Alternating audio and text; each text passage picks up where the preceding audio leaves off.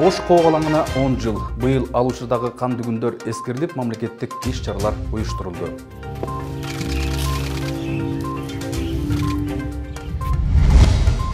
Дүйнө боюнча 7 миллион 207 миң адам коронавирус жуктуруп, 413 миңи анын курмандыгы болду. Кыргызстанда дагы бул илдет токтобой жатат. Кыймылда болуп атат, келип кеткендер көп. Талас областынан дагы. Узап бараткан жумада Кыргызстан бир катар белгилүү инсандарын эскерди. Алар республиканын өнүгүүсүнө салым кошкон мамлекеттик ишмерлер болсо, бири кыргыз интеллигенциясынын жана дүйнө маданиятынын мыкты өкүлдөрү. Эфирде пирамида жумалыгы, аны мен Ильич Кулназаров алып барам, саламатсыздарбы? Мындан туура 10 жыл мурун 10 июнда өлкөбүздүн түштүгүндө кайгылуу окуя орун алып, кайсы бир күчтөр улут аралык кагылышка от жагып кеткен эле. Натыйжада 400дөн ашуун адам каза таап, орду толгус жоготууга учураган элек. Канчалаган жеке менчик мамлекеттик мекемелер өрттөнүп, эл көчөгө чыгуудан коркуп калган эле. Мен дагы кабарчы катары 12 июнда Ош шаарында болуп, баарын өз көзүм менен көрүп, жүрөктө коркуу сезими толуп турганы менен журналист катары окуяны чагылдырып тургам. Эки элдин даанышман аксакалдары жаштарды тыйып, көкүрөк кагышып, ынтымакка чакырып, жергиликтүү бийлик менен күч органдары эбегейсиз эмгектерди жасаганын өз көзүм менен көрүп келгем. Кыргыз тарыхындагы дагы бир оор күндөрдү, арадан 10 жыл өткөнүн бүгүн эскерип отурабыз. Бул күнү президентибиз Ош шаарына барып, бир катар иш-чараларга катышып, курман болгондордун жаркын элесине орнотулган монументке гүл чамбар коюп, андан сырткары бир топ социалдык маселелерге кайрылып, жеринен таанышып келди. Адам баласынын өмүрү улана берет деп турбайбы? Кечеги кайгы бүгүн баарыбызды кайра чыйралтып, Ош 10 жылда кыйла өзгөрүп, көптөгөн ийгиликтерге жетиптир. Алдыда мына ошол ийгиликтер тууралуу сөз кылабыз.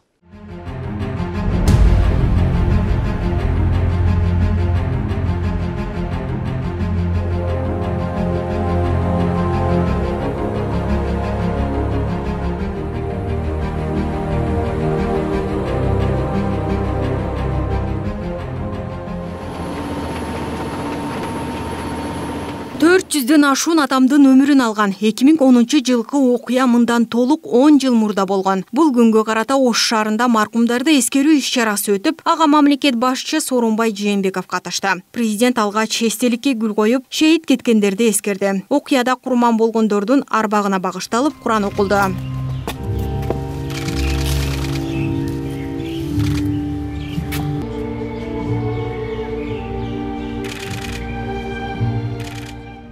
Июн окуясында көз жумгандардын туугандары, коомдук уюмдардын өкүлдөрү менен болгон жолугушууда өлкө башчы ошол күндөрү болгон апааттын, элдин башына түшкөн кайгы муңдун тактары али да болсо өчө электигин белгиледи.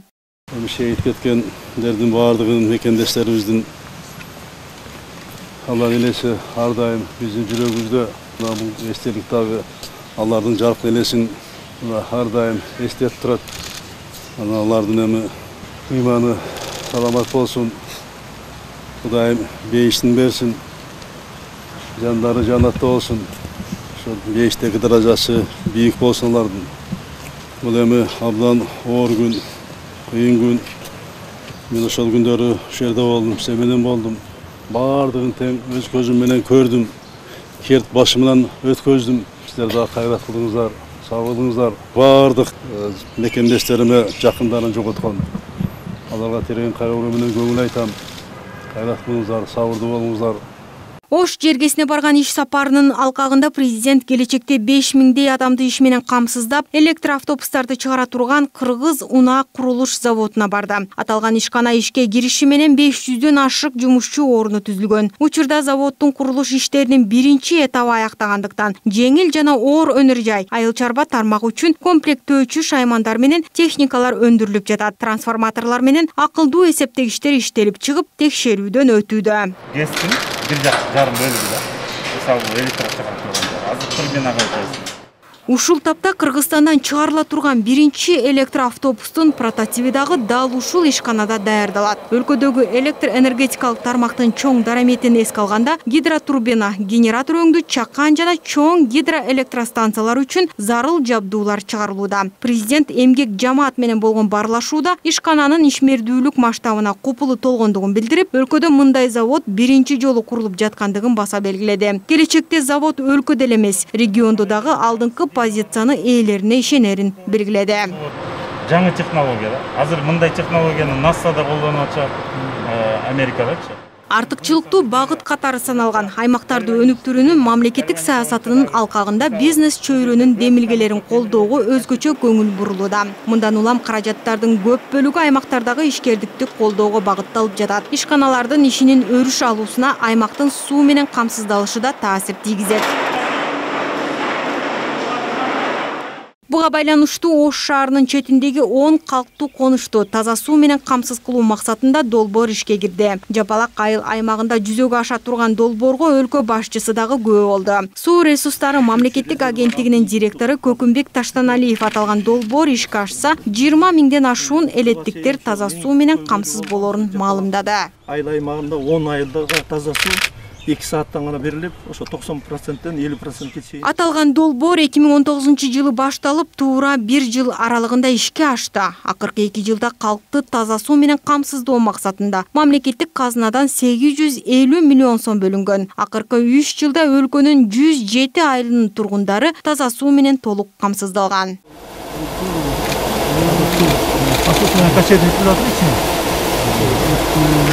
Өлкө башчысы ирригациялык маселелерге дагы көңүл бурду. Араван районундагы Керкидан айылындагы ирригациялык каналдарды калыбына келтирүү боюнча долбоордун курулуш иштери бүгүнкү күндө дээрлик аяктап калды. Каналдардын жалпы узундугу болжол менен 60 километрди түзөт. Сугат суу системасы жолго коюлса, жаңы сугат жерлери менен жумушчу орундарын түзүүгө, ички миграцияны кыскартууга жана азык-түлүк коопсуздугун камсыз кылууга өбөлгө болмокчу.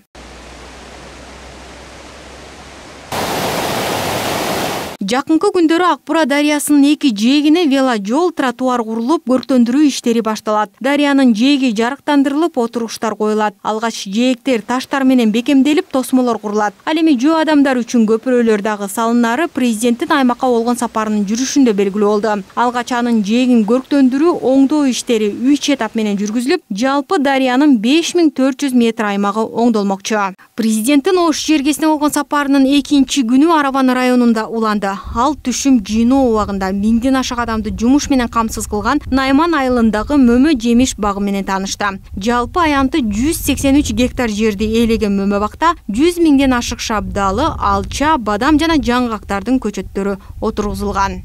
Капельное орошение алганда мына могул ар бир түбүнө капельное орошениеде бул жерге 314 миң метр труба тартканбыз. Ишкер Гүлзар Абдылдаева мөмө жемиш багын тамчылатып сугаруу укмасы менен сугарат. Ал мамлекет башчы менен логистикалык борбор жемиштерди кайра иштетүүчү ишкананы куруу максаттары менен бөлүштү. Анын долбоору жана сартала турган чыгаршалар эсептелгендиги менен анын курулушу үчүн ал жеңилдетилген насыяга муктаж. Өндүрүш жана кайра иштетүү тармактары, экспортко багытталган ишканалар, азык-түлүк коопсуздукту камсыз кылган ошого байланыштуу тармактар жана ишканалар, медициналык буюмдарды, ушу илдет менен күрөшүүгө колдонула турган буюмдарды чыгаруучу ишканалар, ушулардын арасына туризм тармагы кирди жана цифровизация алкагында соода тармагы жана башка тейлөө тармактары дагы жеңилдетилген насыя алышы мүмкүн. Качан бушат? Ата мекендик айыл чарбаны өнүктүрүү, жаңы жумуш орундарын түзүүгө багытталган мындай долбоорлор өлкөнүн каржылык колдоосуна алынарын айткан президент жергиликтүү бийликти өлкөнүн экспорттук дараметин күчөтө турган ишкерликтин демилгелерине көмөк көрсөтүүгө чакырды.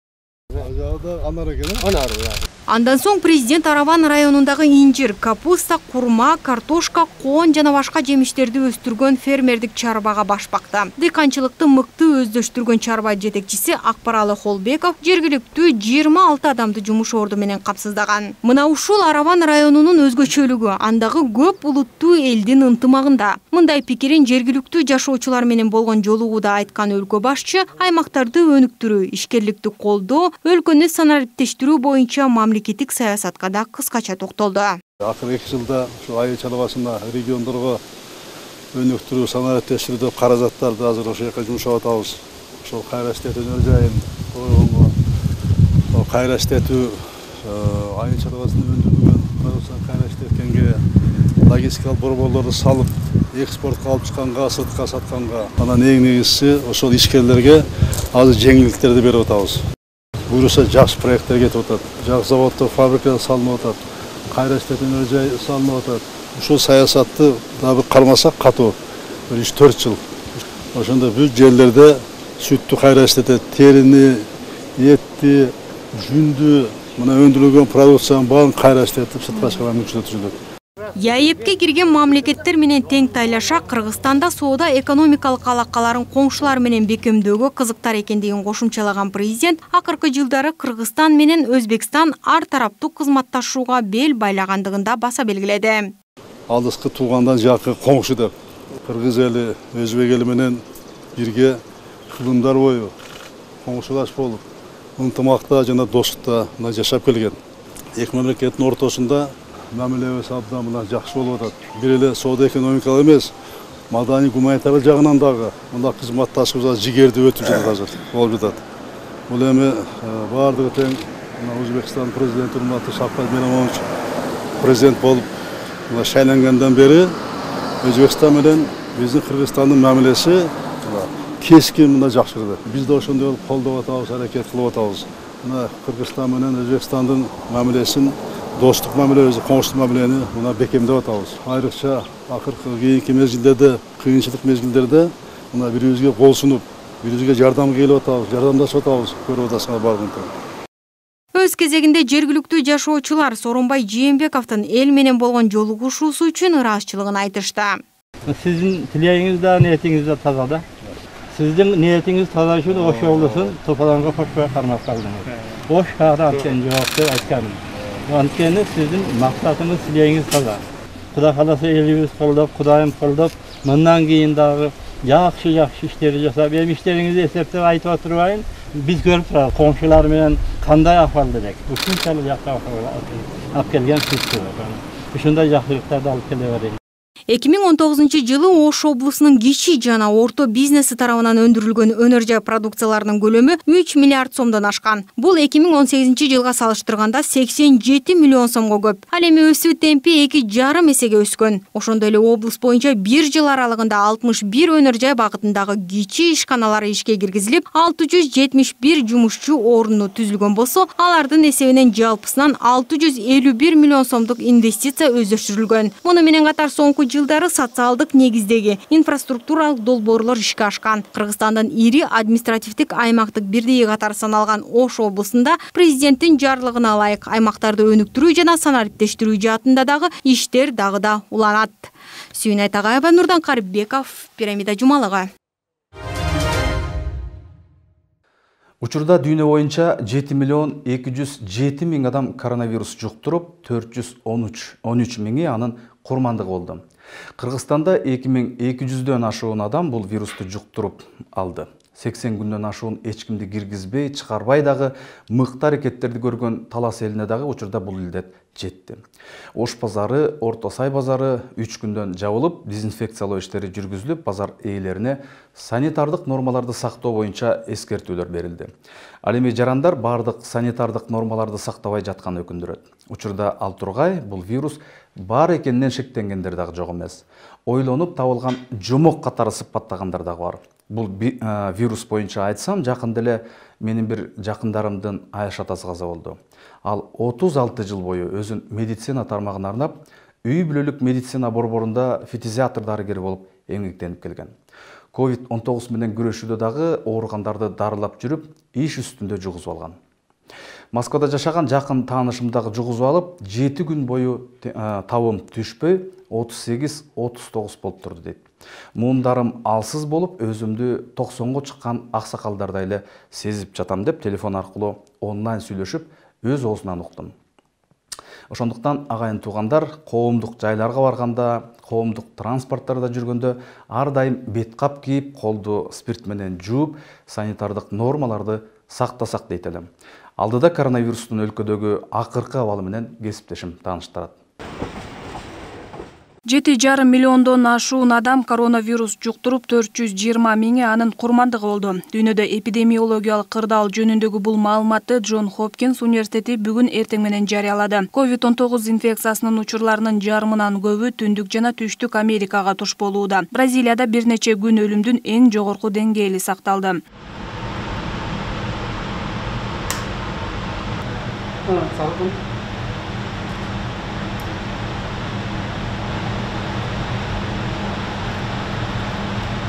Кыргызстанда коронавируска байланыштуу абал курч бойдон калууда. COVID-19 республика боюнча 2200дөн ашык учуру катталды. Коронавирус өлкө аймагына кулачын кенен жаюуда. Маселен, Талас облусунда инфекциянын алгачкы учурлары катталды. Облус 85 күн бою обочолонуп, сырттан кишилердин кирүүсүнө тыюу салып жаткан. Муну менен бирге бардык санитардык нормаларды сактап, вирустун жайылышына туруштук берүүгө аракеттер жумшалган. Акыр аягы коркунучтуу илдет аталган аймакта да катталып, облус жашоочуларын дүрбөлөңгө салды. Бүгүнкү күндө ошо Талас областы бир топ убакытта ошо ал жерде ошо коронавирустук инфекция чыкпай таза келаткан. Бирок баягы эл баягы кыймылда болуп атат. Келип кеткендер көп. Талас областынан дагы баягы кечип өткөндөр да бар, дальнобойщиктер бар дегендей. Анан Таластан дагы жарандар бияка келишет, башка жака барып келип атышат. Мына себептери ошол, миграция болгондон, кыймыл болгондуктан деген ал жерге дагы ошол коронавирус инфекциясы дагы мына барып, ошол жерден медицина кызматкери деп ошол жерде жанакы үй бүлөлүк дарыгер борборунда иштеген биздин дарыгерибиз ошол жерден клиникасын берди. Жанакындай оорунун белгилери пайда болуп, ошол боюнча кайрылып, жанакындай анализдик лабораториялык анализге алынган, тестирлегенде ошол ПЦР жанакындай положительный чыгытты дагы. Ошол жерде эпидемиологиялык изилдөөлөр дагы эле жүргүзүлүп атат. Жакынкы күндөрдөн бери бардык экономикалык объектилер иштеп, чек ара өткөрүү пункттары да өз ишин жандантып жатат. Ошондой эле ички туризм дагы старт алды. Мындан улам вирустун жайылышына мындан ары бөгөт коюу бир кыйла оор болуусу бышык. Тротуар деген бошоткула.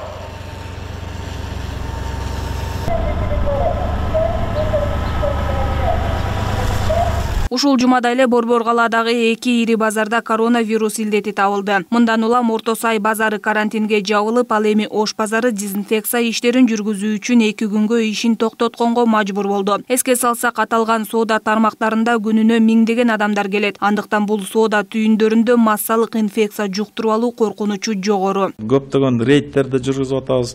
3000-4000 рейдти мына бир жумада жүргүзүп, ошол жерде миллиондогон акчага айып салынып атат. Бирок бул негизи деген биз баарыбыз жалпысынан ушу санитардык эрежелерди кармабасак, бул жалаң эле айып салуу менен деген баягы жакшы жыйынтыкка келе албайбыз. Тартип деген маселеси болуп атат.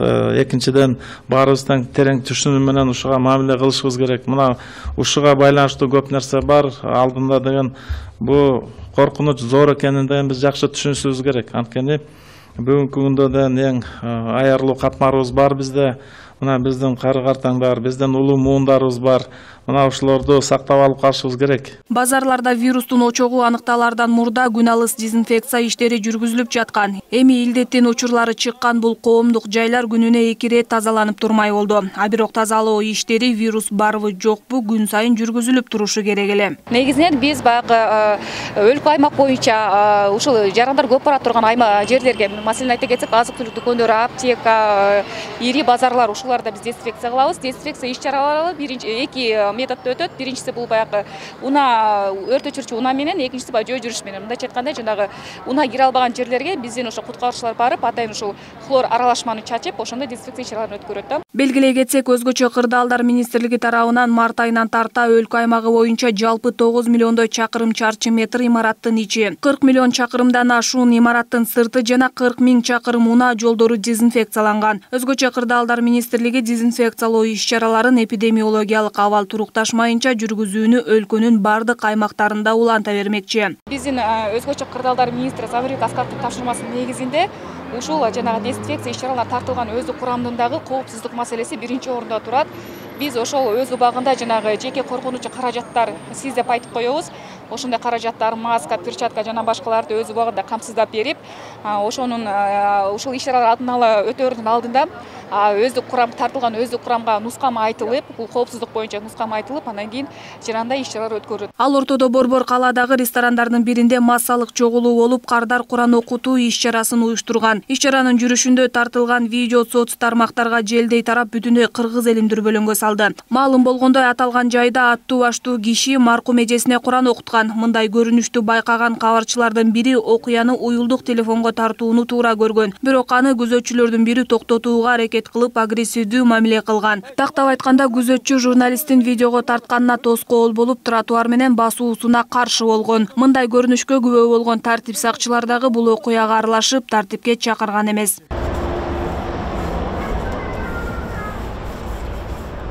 Все, опечатали, ждем разрешения. Когда можно будет работать. Натыйжада Кайнар рестораны көп кишиге иш-чара өткөргөндүгү үчүн жабылды. Буга чейин бул тамактануучу жайдын ээсине бир катар эскертүүлөр берилген. Ал тургай эрежеге баш ийбеген жайдын жетекчилигине айып пул дагы салынган. Бирок мындай иш-чараларга карабастан аталган ресторандын жамааты өз ишин токтоткон эмес. Жыйынтыгында Борбор калаанын мэриясынын мобилдик тобу 3-чү жолку эреже бузууга күбө болуп, ресторанды жабуу чечими кабыл алынды. Бүгүнкү составленный протоколдун негизинде систематический нарушение болгон үчүн комиссиянын мобильный группа келдик. Мобильный группа келип, материалдардын баарын чогултуп, хозяины менен администрациясы менен сүйлөшүүлөр жүргүзүлдү.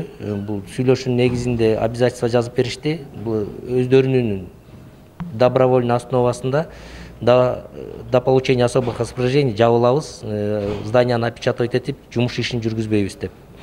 И бул биздин менен чогултулган материалдын баары мындан ары уже ички иштер органдарына берилет. Коомдук жайлар менен транспорттордун иштөөсүнө уруксаат берилгенден бери республикалык штаб менен өкмөт санитардык нормаларды сактоо боюнча түшүндүрүү иштерин далай жолу өткөрдү. Ал тургай рейд да жүргүздү. Бирок илдетти жугузуу тобокелчилиги жогору болуп турган коомдук жайлардагы кызматкерлер менен жумушчулар, такси жана маршруткалардын айдоочулары жүргүнчүдөн бет кап тагынууну талап кылмай түгүл, өздөрү бет капсыз жүргөн учурлар четтен чыгат. Буларга айып пул да салынды. Эми талапты аткарбагандардын иши токтотулат. Алина Бактыбекова, Жантай Макенов, Пирамида жумалыгы. Узап бараткан жумада Кыргызстан бир катар белгилүү инсандарын эскерди. Алар республиканын өнүгүүсүнө салым кошкон мамлекеттик ишмерлер болсо, бири кыргыз интеллигенциясынын жана дүйнө маданиятынын мыкты өкүлдөрү эле. 15-июнь мамлекеттик жана коомдук ишмер, мурдагы маданият министри, кыргыз эл баатыры Гулипа Кондучалованын туулган күнү. Өмүрү маданиятка арнаган мурдагы министрдин көзү тирүү болгондо 100 жашка толмок. Мына ушул датага арналып Гулипа Кондучалова жана кыргыз маданиятты жумалыгы өтүп, ал жыйынтыкталды. 8-июндан тартып башталган жумалыкта анын кыргыз адабиятына, театр, кино, балет жана опера искусствосун, музыкасын, сүрөт өнөрүн жана музей тармагын өнүктүрүүгө кошкон салымы тууралуу баяндаган иш-чаралар өткөрүлдү. Кыргыз эл баатыры, республиканын маданиятына эмгек сиңирген мамлекеттик жана коомдук ишмер Гулипа Кондучалованын 100 жылдыгына арналган салтанаттуу маареке өлкөдөгү абалга байланыштуу күз айларына жылдырылды. Ал эми мамлекеттин өнүгүүсүнө ополтоодой салым кошкон саясий ишмер Исхак Разаковдун орду Кыргызстандын тарыхында өзүнчө эле бир эпоха десек болот. Ал өлкөнү башкарган жылдары эл чарбасында эң мыкты объектилер курулуп, колдонууга берилген. Интеллигенция жана маданият тармагында дагы маанилүү чоң өзгөрүүлөр болгон.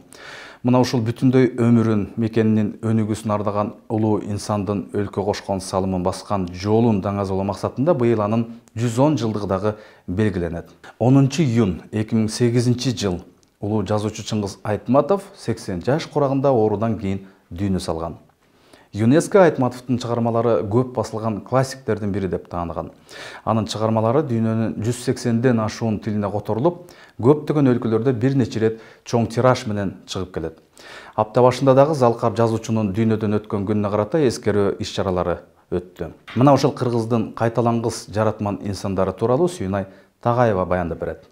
Кыргыз эл баатыры мамлекеттик жана коомдук ишмер Гүлипа Кондучалова көзү тирүү болгондо бүгүн туура 100 жашка чыкмак. Бул датага карата апта ичинде маданий жумалык орун алып, легендарлуу инсандын басып өткөн жолу, жасаган иштери тууралуу атайын түз эфирлер, онлайн көргөзмөлөр, маданий иш-чаралар өттү. Ал эми белгилүү публицист Муңдузбек Тентимишовдун легендарлуу өмүр Гүлипа Кондучалова аттуу китеби жарык көрдү. Анда Кондучалованын өмүр баяны менен бирге коом үчүн аткарган иштери тууралуу жазылып, Михаил Шолохов, Юрий Гагарин, Иса Ахунбаев, Сайра Гиизбаева, Мукаш Абдраев өңдүү ишмерлер менен болгон жолугушуулары, эл аралык достук, ынтымакты бекемдөөгө кошкон салымы баяндалат. 42-жылы февраль айында Кыргызстан 70 вагонго жанагы эт, май, ун, жылуу кийим-кечек, бут кийим салып Ленинградка жардамга аракет этет. 43 күндө жеттик дейт. Ошондо Молдогаzy Токобаев жогорку советтин председатели экен. Ленинграддыктар ушу бир туугандан артык тозуп алды. Бир айдан ашык болдук. Мен көрдүм. Бирок мен ушуну жазып койдум эле, таппай койдум деди.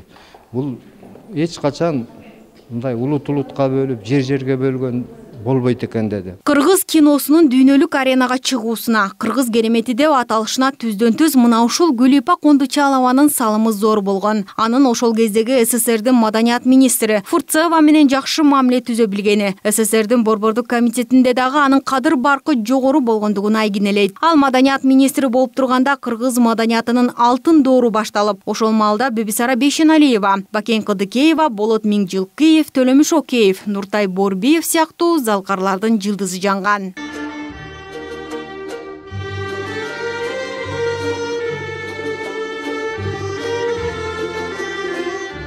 Дорогой Иосиф Виссарионович, от всей души желаем вам доброго здоровья, долгих лет жизни на радость и счастье советского народа и всего трудового человечества.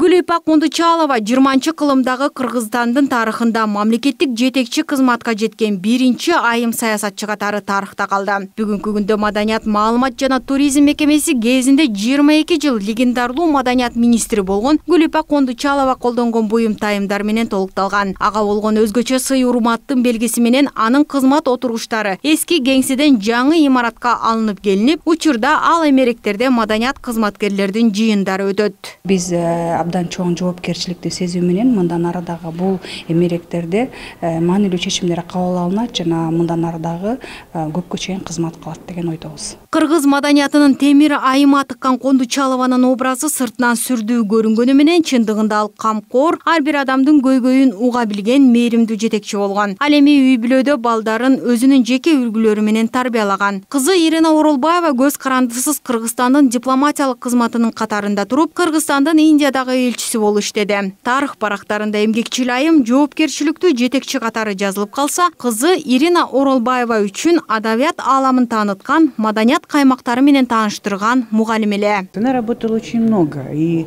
мы видели на ее примере. Күнү түнү иштегенине карабай, апам бизди күн сайын өзү менен чогуу театрларга алып барчу.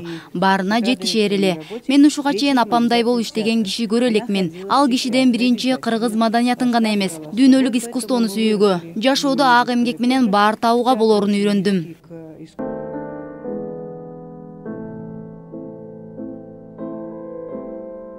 Гүлипа Кондучалова бул эпоха 30-жылдары өзгөрүүлөргө күбө болсо, 40-жылдан баштап жаңы типтеги кыргыз маданиятынын өнүгүшүнүн башатында болду.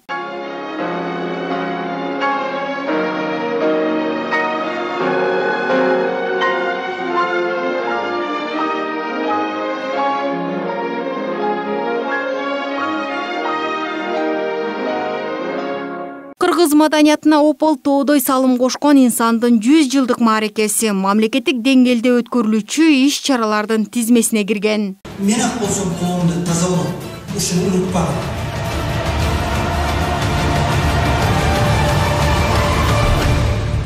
Бул таамай айтылган сөз кыргыз тарыхындагы өз заманында алтын доорду жараткан лидерлердин бири Исхак Разаковго таандык. Анын Кыргызстандын согуштан кийинки социалдык экономикалык калыптануусуна кошкон салымы зор. Мына ушул мамлекеттик жана саясий ишмер Исхак Разаковдун ысымын түбөлүккө калтыруу максатында да анын 110 жылдыгы дагы үстүбүздөгү жылы жогорку улуттук деңгээлде белгиленет. Совет бийлигинин учурунда көптөгөн кыргыз жетекчилер болгон. Ошолордун арасында бир эки адам улуттук лидерлик сапатка чейин өсүп чыккан. Биринчиси бул Жусуп Абдрахманов, экинчиси Исхак Разаков. Исхак Разаков бул кыргыздардын арасынан биринчи жолу чыккан борбордук комитеттин биринчи секретары. Ага чейин Кыргызстанда бир дагы кыргыз улутунан борбордук комитеттин Коммунисттер партиясынын биринчи секретары болгон эмес. Исхак Разаков жаш Кыргыз Республикасын курууда бүтүндөй аң сезимдүү өмүрүн арнап, элдин өнүгүү тарыхында өзгөчө эмгектерди жасап кетти. Ал өлкө башында турганда өнөр жайлар түптөлүп, айыл чарбасы гүлдөп, темир жол курулуп, Илимдер академиясы түзүлгөн. Ал иш билги жетекчи Кыргыз тарыхында элдин эсинде жана көркөм тасмаларда гениалдуу инсан катары калды. Каталык кетирдиңби? Коммунисттей жооп бер. Тайсалдыба, жоопкерчиликтен качпа. Мына ушул инсандын Бишкекте 1950 жылдан 1961 жылга чейин жашаган үйү музейге айланган. Анын аты жогорку жана орто окуу жайларга ыйгарылып, көчө аттарына ысымы берилген. Азыркыдай бир байлыкка эч кандай умтулган эмес. Ушундай баягы 51 жылдан баштап мына 61 жылга чейин республиканы жетектеген мезгилде республикада ошон үчүн өнүгүү болгон. Исхак Разаковду карай түздөнгөн. Себеби жетекчи кандай болсо, биз дагы ошондой бололу. Биз дагы ошондой таза иштейли деп түздөнгөн. Ошон үчүн ушундай жетекчинин сапаттарын, алардын сабактарын ар убак эгемендүү кыргыз мамлекетинин жетекчилери, саясий элитасы туу тутуп өрнөк алып, ошондой иштегенге аракет кылыш керек. 2 ирет Ленин сыйлыгы жана 2 жолу эмгек кызыл туу ордени, улуу ата мекендик согуштун 1-чи даражадагы ордени, кызыл жылдыз ордени жана башка көптөгөн медалдар менен сыйланган. 2016 жылы Кыргыз Республикасынын баатыры намы берилген. Саясий ишмер 1910 жылы Лейлекте туулуп, 69 жашында Москва шаарында дүйнөдөн өткөн. 2000 жылы кыргыз коомчулугу Разаковдун сөөгүн Бишкекке алып келип, аларча мамлекеттик көрүстөнүнө сый урмат менен жерге берген. Вот загадка Вселенной. Ну, мне пора. Осталось совсем немного. Скоро я выброшусь, выпрыгну из станции в открытое пространство космоса, далеко от Земли, очень далеко, и смолкну. Простите меня.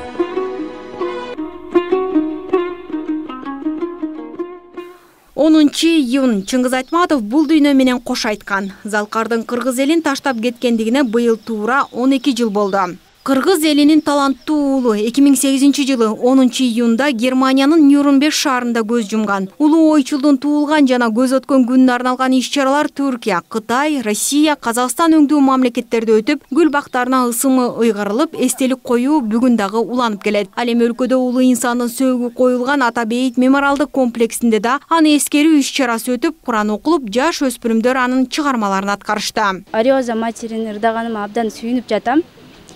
Чыңгыз Айтматовдун арбагы колдосун деп турабыз бардыгы, ошо Чыңгыз атабызга миң таазим этебиз. Буну ырдаганыма бир четинен кубанып жатам. Анткени бул деле биринчи жолу ошондой ырды ырдап, анан толкунданып кичине. Бирок ошонун бардыгын басып, буюрса бүгүн жакшы өттү деп ойлойм. Ошо буюрса Роза Айтматова да өзүнүн батасын берди. Роза Айтматовага да чоң ыраазымын. Ошо Чыңгыз атабыздын арбагы баардыгыбызды колдосун деп турам. Чыңгыз Айтматовдун арабызда өзү болбосо да анын чыгармалары барган сайын жаңыланып басылып, окурмандардын саны арбып барат. Учурда ойчулдун эмгектери дүйнөнүн 200гө жакын тилине которулган. Развитость народа, развитость этнос. Күнүмдүк жашоодогу түйшүктөр, сүйүү, учурдагы маселелер. Айтматовдун чыгармаларынан эмнени гана көрбөйсүң. Ал чыныгы патриот, мекендин сыймыгы. Анын чыгармаларын бир гана кыргыз эли эмес, дүйнө эли дагы сүйүп окушат.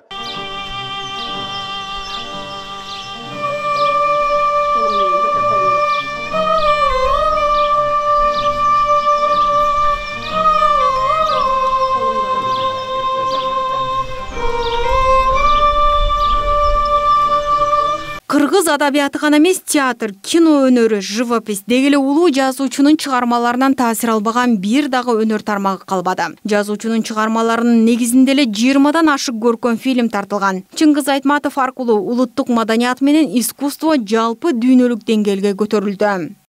Роман, повесть, аңгемелерин окубай, ошо көрүп алган фильмдер аркылуу көргөн киши, окуган кишиден сүйлөшөт да.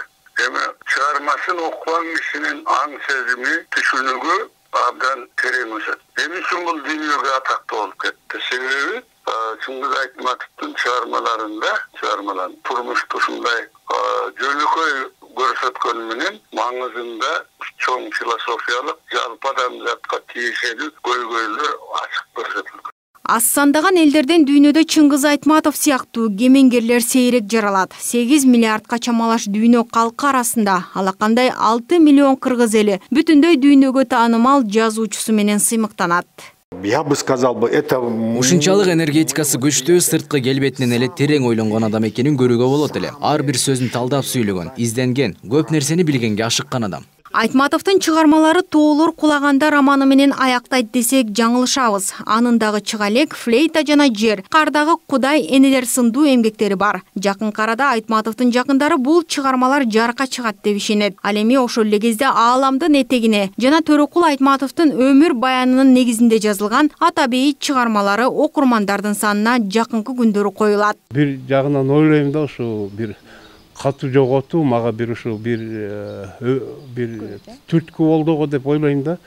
Ошондон бери кээде ушу бош убакта отуруп жазганда ушу Чыңгыз Төрөкулович менен бир баарлашкандай болом. Ошол кезде бир кайгы муң бир жакка кетет. Ошон үчүн мен оюмча мен ушу кол калем кармаган себебим ошо бир чоң жоготууга душар болуп, ошо мен бир өбөлгө түрткү болду деп ойлойм да. Чыңгыз Айтматовдун чыгармалары Таластын Шекер айылынан башталып, Кыргыздын Тоо ташын аралап, Казактын Сары Өзөк талаасынан өтүп, Москванын Кремлинен, Германиянын Гейдельбергинен тарта космоско чейин уланат. Ал эми быйыл Таластын Шекер айылында жазуучунун маданий комплексинин жанында анын атындагы лицей курулгандыгы турат. Залкардын жакындары Таласта дагы Далай Айтматовдай таланттар жаралат деген тилек менен окуу борборду ачууну максат кылып жатышат.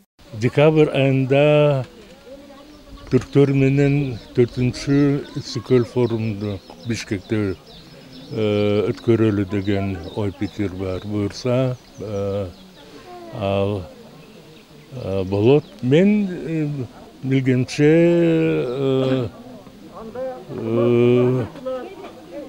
бир кызык жаңы нерселер